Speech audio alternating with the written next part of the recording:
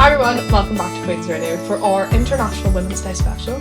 Today I'm joined with a very special guest who I've known for nearly over a year now.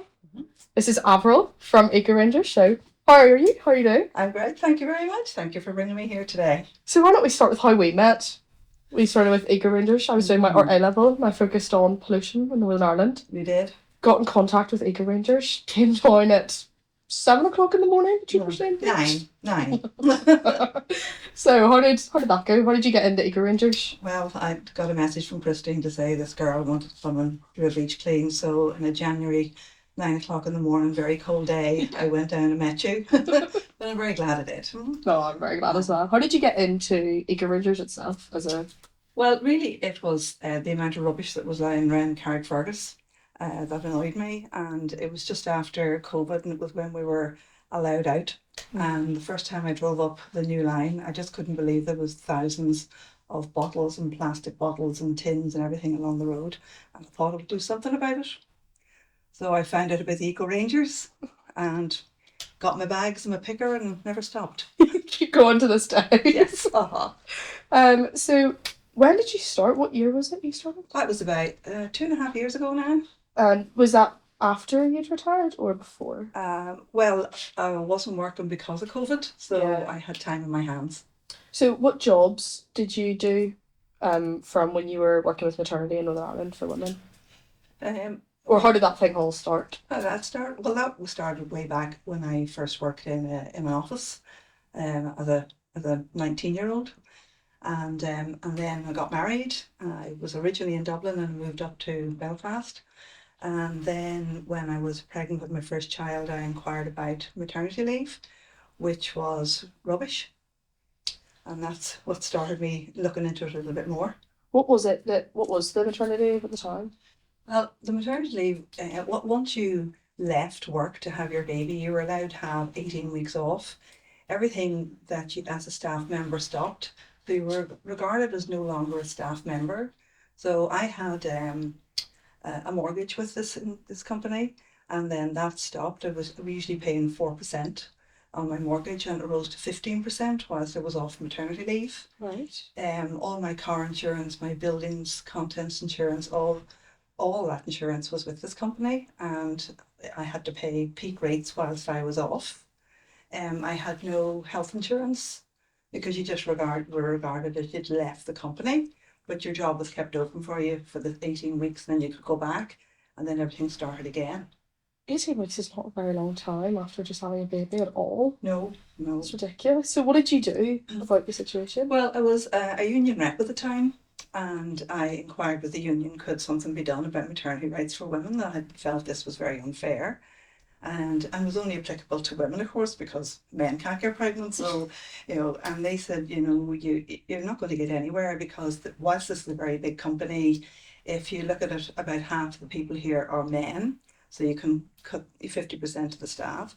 He said, then look at the age group of the women who want to get pregnant. So you sort of kept cutting the numbers down. He said, and suddenly you're left with about 50 women.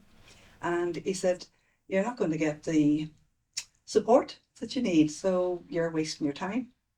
That is ridiculous. Yeah.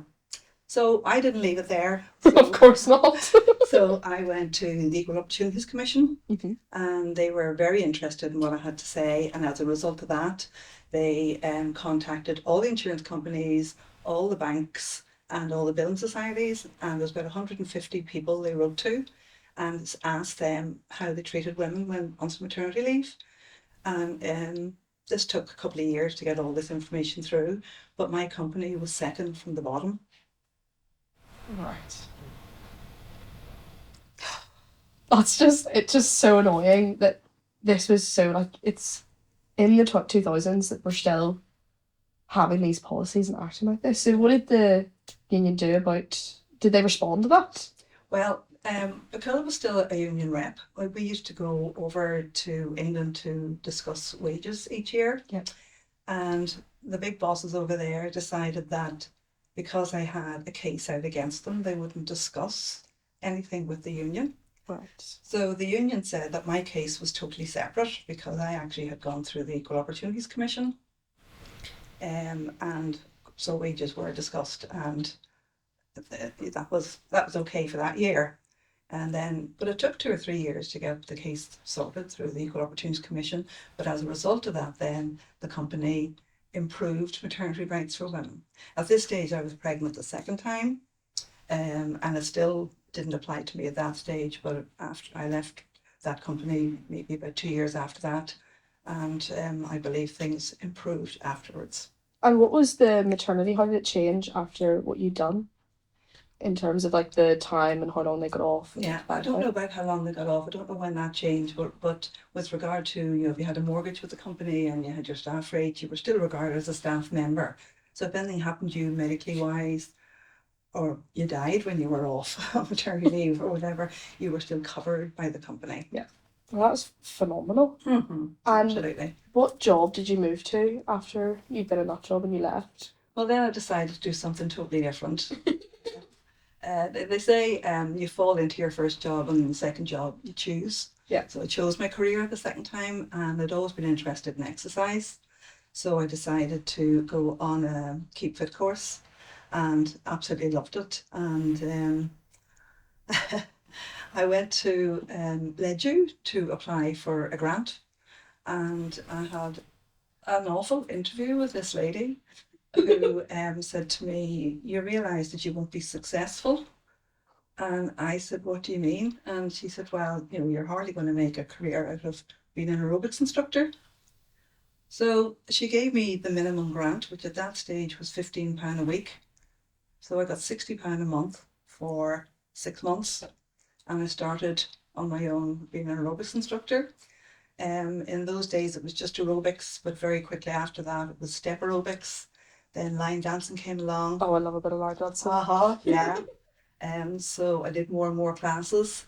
I then decided to look at diet because people were saying, "How do I lose weight?" So I then bought a franchise, and I've been teaching for 30 years very successfully. I think I might have to join one of these classes. I know you're retired, but I might need to get back in it. Gonna be line dancing. Yeah. But when you joined Eco Rangers, was there any sort of shocks that you didn't expect? I know you joined because you'd seen the Rubbish and Car Yes. Progress, but was there anything that really shocked you about maybe the council and what was happening and what was going on with it? Well, the council did the main roads around the schools and places like that, but there's an awful lot of country roads that were really full of rubbish, and that really means they're car owners, or tossers as we call them, because people don't walk along these roads. It's cars that drive along these roads, so obviously the rubbish has been thrown out of windows. Which is just lazy.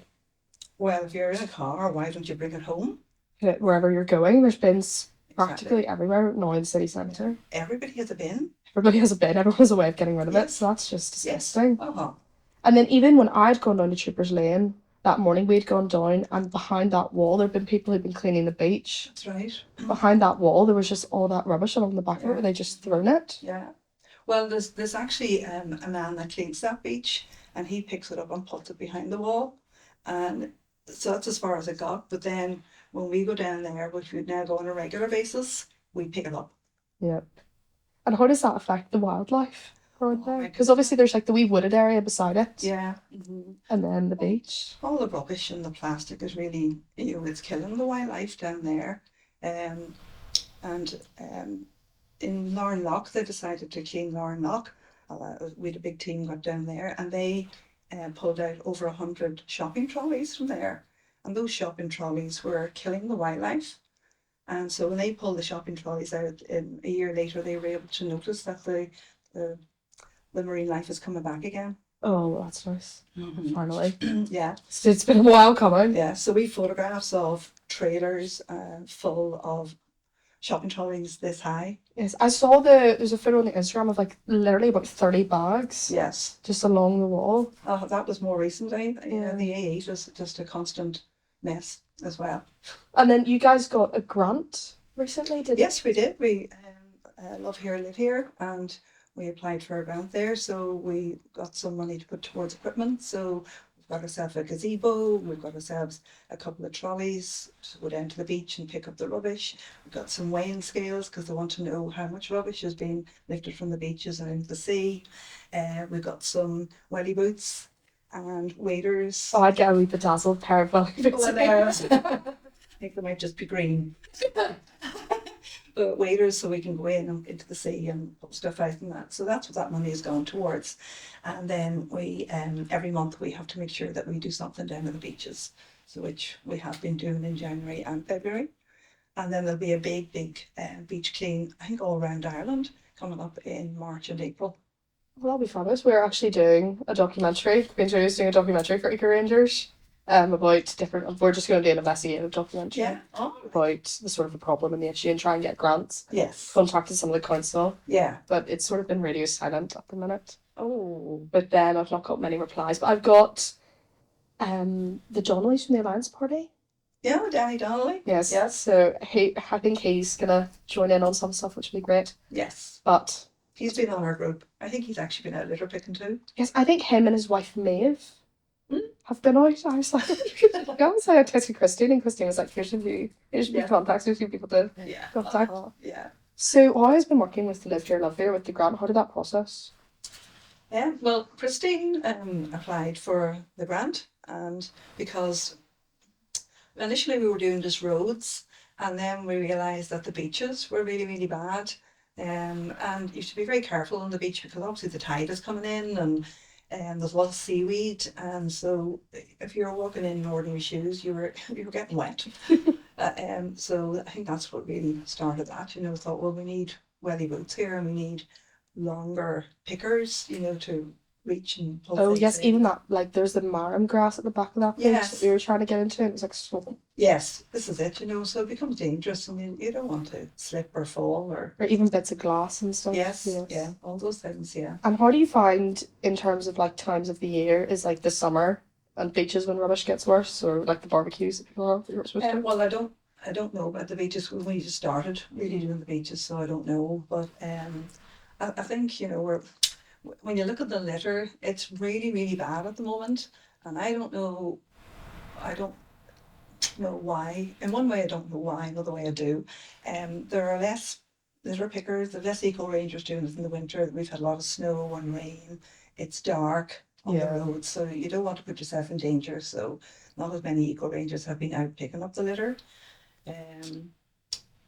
We've less volunteers than we used to have. I think again during COVID, we had a lot of volunteers because people were off work. Yeah. So we had a lot of people, and it was safer during COVID as well. There was no cars on the road. Yes, and there's also that sort of social aspect that comes with it. Very much so, yes. Which I loved. Us standing with a cup of tea at the end of the night. It was fabulous. That started too. And that actually, I had started doing the new line myself. And then we have a WhatsApp group. And then another girl said, can I join you? And I went, oh yes, please. So she joined me the next day and we carried on the new line. It is 3 miles long. And then Stephen came along and he said, can I join you? And he joined us and he says, I'll bring the coffee. And that's what actually started the whole thing. And then he became the chuck wagon. And so more and more people joined. The first time we did the new line, we picked up over 100 bags of rubbish. Goodness. And even cleaning, I remember when I was doing my art project, I was cleaning through all the rubbish in the school sink, like washing it all out to finish the project. And it was just the most, like you were finding like flip-flops and really just bizarre. There was car batteries. Yeah. It was a car battery. It was the most bizarre stuff. Really weird stuff. Yeah, really. I mean, it's mainly it's, cans and bottles. Yeah. And coffee cups. But everything in between as well. It's been absolutely fabulous work, what you've done.